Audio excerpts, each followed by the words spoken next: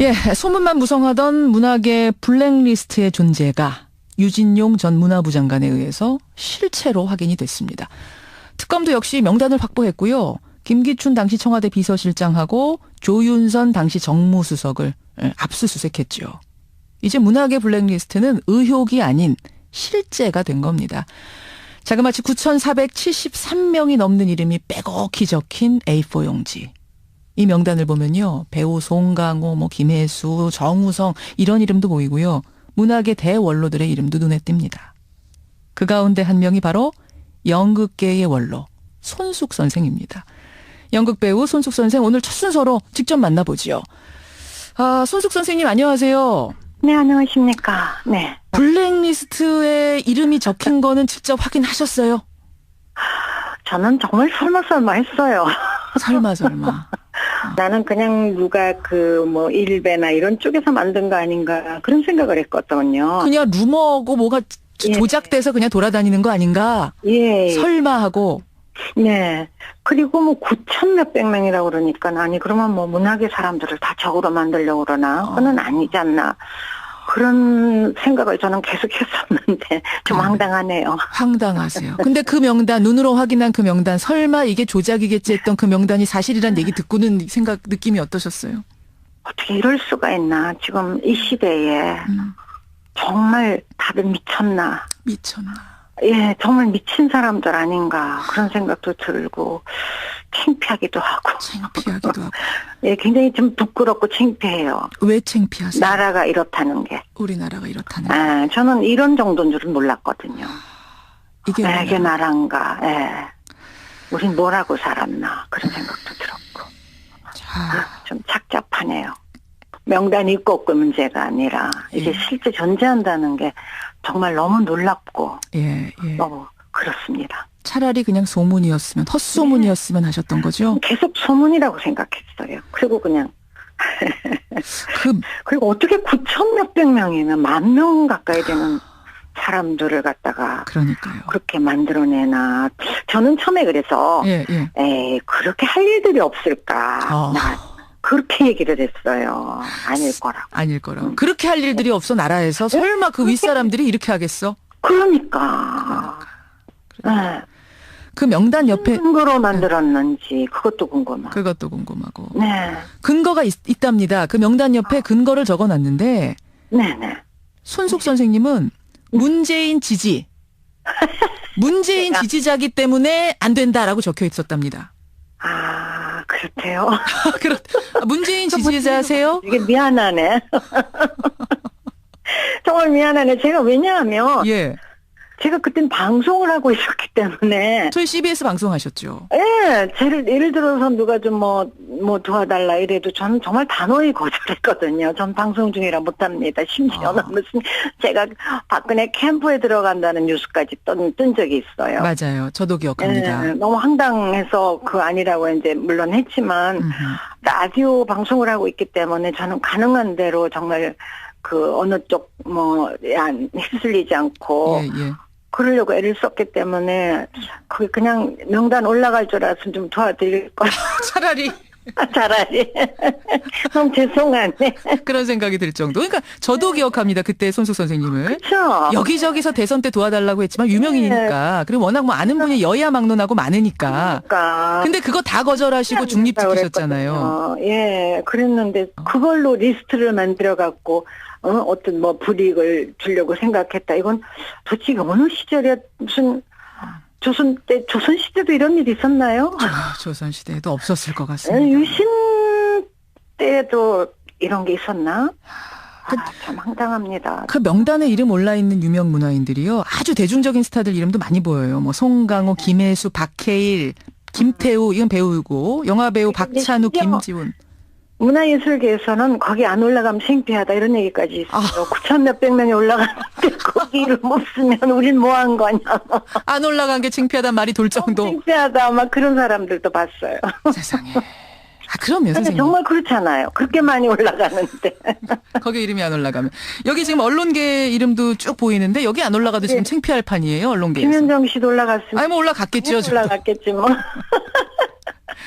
근데 다 그렇게 다 해서 뭐 하려고 그랬을까요? 그러니까요. 왜 그런 짓을 했을까요?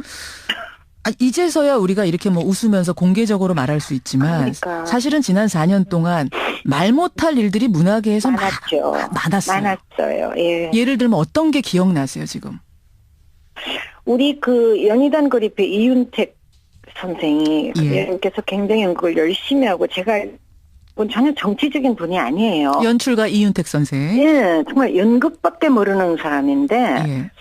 근데 그분이 아마 문재인 후보랑 그 고등학교 동창인가 그런 걸로 알고 있어요. 맞습니다. 그래서 그 선거 때 하도 부탁을 하니까 잠깐 무슨 지지 연설을 한 적이 있어요. TV에 찬조 연설한 적이 한 번 있어요. 네, 연설문을 봤는데 정말 정치 얘기는 한마디도 없었거든요. 그랬는데 그 이후로 지금 이 4년 동안에 모든 지원이 다 끊긴 거 같아요. 예, 예. 당연히 받아야 될 지원금.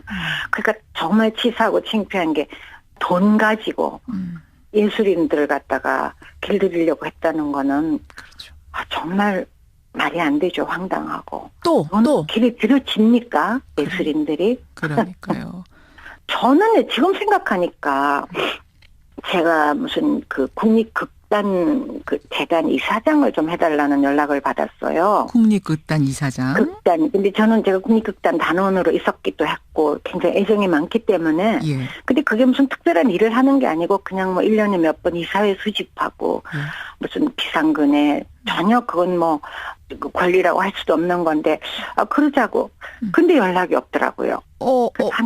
한 달인가 지났더니 예. 죄송하다고. 그러니까 이제 아마 위에 가서 잘린 모양이에요. 국립극단 이사장 후보로 손숙 씨가 어떻게 했느냐 올렸는데 위에서 잘렸어요. 예, 아마 그런 것 같아요. 그러니까 이제 그쪽에서 나한테 말을 못하고 미안하니까. 그래서 저는 그건 별거 아니거든요. 그래서 그냥 됐어. 난 내가 막 국민의 정부 시절에 그런 일이 있었기 때문에 뭐 마음에 안 드나 보지. 그냥 걱정하지 말어. 그러고 말았어요. 예. 그런 일이 한두 번 더 있었어요. 어딘가에. 예.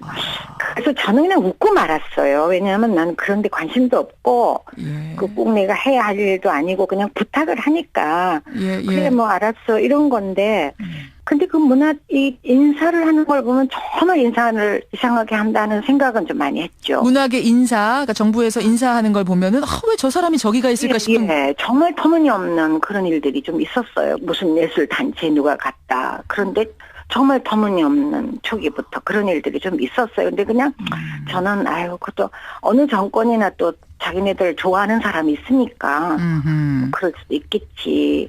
그런 생각을 좀 했죠. 아니 선생님 근데 저 국립극단 이사장 추천됐다가 위에서 안 됐고 거절당하고 이런 게 한두 번이면은 그냥 우연이겠지 하지만 계속 이것들이 반복되면 이건 우연이 아니라 뭔가 의도가 있구나라는 생각을 하시게 된 거죠. 있죠. 그럼요. 저는 그냥 눈치는 채고 있었어요. 근데 나는 이 정부에서 내가 무슨 혜택 받을 게 없으니까. 그냥 웃고 말았죠. 근데 이제 젊은 친구들이 가끔씩 그런 얘기를 해요. 뭐라고요? 좀 지원금을 없다. 또 누가 그런 식으로 일을 못하게 한다. 계속 그런 얘기가 들리더라고요. 계속해서 일을 못하게 한다. 뭐 좀 해보려고 그러는데 왜 막히는지 선생님 알 수가 없어요. 이런 얘기들. 그러니까 젊은 친구들한테 너무 미안해요. 저는 선배로서. 그럼 손 선생님 정부나 정치권에 아는 분도 많으시니까 좀 문화부나 여권 인사들한테 항의 좀 해보지 그러셨어요. 저는 항의해서 될 일도 아닌 것 같았고 빨리 그냥 뭐가 또 끝나야 되는 거 아닌가 그런 생각만 하고 있었는데 이 정도인 줄은 정말 몰랐어요. 이 정도인 줄은 몰랐고. 몇 사람이 그냥 불이익을 좀 당하고 있구나. 그런 거는 이렇게 사람 만나고 감지는 하고 있었지만 그래도 저는 막 명단이 있다 그러길래 설마 그랬죠. 진짜 그거는. 유진용 전 문화부 장관은 이렇게 고백을 하더군요. 네. 박근혜 정부 처음부터 이랬던 건 아니다. 대선이 끝나자마자 박근혜 당선인이 직접 전화를 했대요. 그래서 젊은 문화예술인들 중에 나를 지원한 사람이 몇 명이 되느냐 묻더랍니다. 네. 그래서 유진용 전 장관이 아마 거의 없을 겁니다. 이렇게 답을 했더니 그 사람들을 포용하고 가달라라고 하면서 장관을 해달라 이렇게 제안을 했답니다. 예. 그리고 허태열 초대 청와대 비서실장 때까지는 아무 문제가 없었는데 네네. 김기춘 비서실장으로 바뀌면서부터 모든 게 바뀌었답니다. 근데 그분은 무슨 생각으로 그랬을까요? 정말. 제가 지금 그걸 여쭈려고 했어요. 왜 유독 김기춘 실장은 문화계를 관리해야겠다는 생각을 했던 걸까요? 문화계뿐만 아니라 문화계 언론계를 관리해서 꼼짝 못하게 해야 아마 된다고 생각해. 굉장히 유신 시대 분이죠, 그분이. 유신의 생각. 그 생각이 아닐까. 그런 생각이 드네요. 그렇지 않으면 그럴 수가 없는 건데. 정권 유지의 도구가 돼야 된다는 생각, 문화를. 그렇죠. 그런 생각이 아니면 그렇게 할 수가 없죠. 지금 이 시대에 문화예술인들을 자기네가 명단해서 한다고 그게 장악이 된다고 생각하는 것 자체가 예. 정치하는 사람들 정신 차려야 돼요. 문화가 눌러지나요? 더 커지지? 더 커지죠. 그럼요. 아니 저는 여쭙고 싶은 게 예. 이렇게 수치스러운 모욕스러운 일을 당하고 이거 문화인들이 김기춘 실장한테 제대로 사과 받으셔야 되는 거 아닙니까? 받아야죠. 지금들 아마 우리 젊은 친구들이 많이 움직이고 있다고 생각해요. 공식 사과. 청문회에서 계속 모른다 하는 거 보면서 어떠셨어요? 당신 참 바보 같은 사람이다 그렇게 얘기하고 싶어. 만나면. 어떻게 어느 시대 정치를 하려고 생각을 했냐고. 아유 참 이게 이 어지러운 상황, 엉망진창이 된 문화계를 다시 일으켜 세워 주셔야 되는 책임감이 있다는 거 잊지 마시고요, 선 선생님. 문화계는 일어납니다. 걱정하지 마세요. 네, 그럼요. 우리 문화가 새해에는 다시 날개 펴고 뻘뻘 날 수 있기를. 많이 도와주십시오. 예. 늘 응원합니다. 예. 건강하시고요, 선생님. 고맙습니다. 그런 생각도 들었고. 좀 착잡하네요. 명단이 있고 없고 문제가 아니라 이게 실제 존재한다는 게 정말 너무 놀랍고 너무 그렇습니다. 차라리 그냥 소문이었으면 헛소문이었으면 하셨던 거죠? 계속 소문이라고 생각했어요. 그리고 그냥 그리고 어떻게 9천 몇백 명이면 10,000명 가까이 되는 사람들을 갖다가 그러니까요. 그렇게 만들어내나. 저는 처음에 그래서 에이 그렇게 할 일들이 없을까. 그렇게 얘기를 했어요. 아닐 거라고. 그렇게 할 일들이 없어 나라에서 설마 그 윗사람들이 이렇게 하겠어? 그러니까. 그 명단 옆에 근거로 만들었는지 그것도 궁금하고. 네. 근거가 있답니다. 그 명단 옆에 근거를 적어놨는데 네네. 손숙 선생님은 문재인 지지자기 때문에 나는 그냥 누가 일베나 이런 쪽에서 만든 거 아닌가 그런 생각을 했거든요. 그냥 루머고 뭐가 조작돼서 그냥 돌아다니는 거 아닌가? 설마 하고. 네. 그리고 9천 몇백 명이라고 그러니까 아니 그러면 문학의 사람들을 다 적으로 만들려고 그러나? 그건 아니지 않나. 그런 생각을 저는 계속 했었는데 좀 황당하네요. 황당하세요. 근데 그 명단, 눈으로 확인한 그 명단, 설마 이게 조작이겠지 했던 그 명단이 사실이란 얘기 듣고는 느낌이 어떠셨어요? 어떻게 이럴 수가 있나. 지금 이 시대에 정말 다들 미쳤나. 예, 정말 미친 사람들 아닌가 그런 생각도 들고 창피하기도 하고. 예, 굉장히 좀 부끄럽고 창피해요. 왜 창피하세요? 나라가 이렇다는 게. 우리나라가 이렇다는 게. 저는 이런 정도인 줄은 몰랐거든요. 이게 나라인가. 우린 뭐라고 살았나. 예, 소문만 무성하던 문학의 블랙리스트의 존재가 유진용 전 문화부 장관에 의해서 실체로 확인이 됐습니다. 특검도 역시 명단을 확보했고요. 김기춘 당시 청와대 비서실장하고 조윤선 당시 정무수석을 압수수색했죠. 이제 문학의 블랙리스트는 의혹이 아닌 실제가 된 겁니다. 자그마치 9,473명이 넘는 이름이 빼곡히 적힌 A4 용지. 이 명단을 보면요. 배우 송강호, 김혜수, 정우성 이런 이름도 보이고요. 문학의 대원로들의 이름도 눈에 띕니다. 그 가운데 한 명이 바로 연극계의 원로 손숙 선생입니다. 연극 배우 손숙 선생 오늘 첫 순서로 직접 만나보지요.